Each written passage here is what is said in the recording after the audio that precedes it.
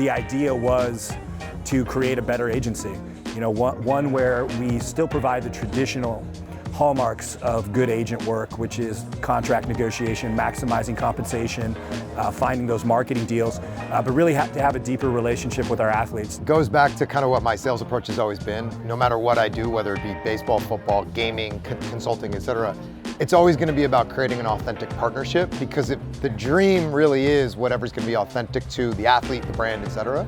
So the biggest thing for NIL for me is now we're allowed to have an official business relationship with a star athlete, even though they're in college or even though they're in high school.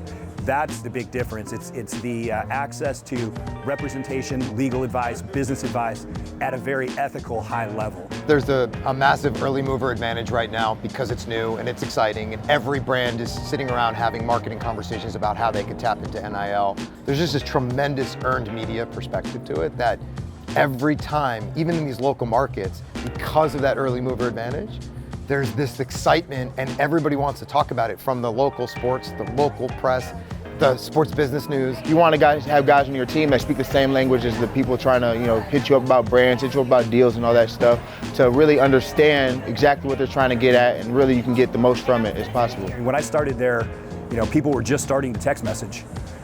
There were still traditional media outlets, like everything ran through media outlets. So you had all these friends in the press, and that's how you pushed things out for your athlete, etc. And we've seen that completely change. Social media changed the game a little bit.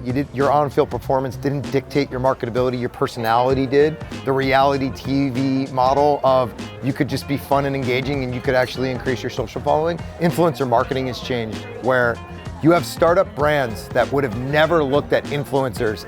They would have said paid media, SEO. They would have looked at different KPIs as where they would have spent their marketing. But they're having these conversations around equity. They're having conversations around developing an NFT in conjunction with an influencer or an athlete. We love the opportunity to try to help them take the celebrity that they have or that's afforded them through sports and take it into other areas they're passionate about and other businesses that they're going to thrive in, post-career and for the rest of their lives. I'm going to look at it, I'm going to read over it, I'm going to send it to my team to make sure that you're not messing me over.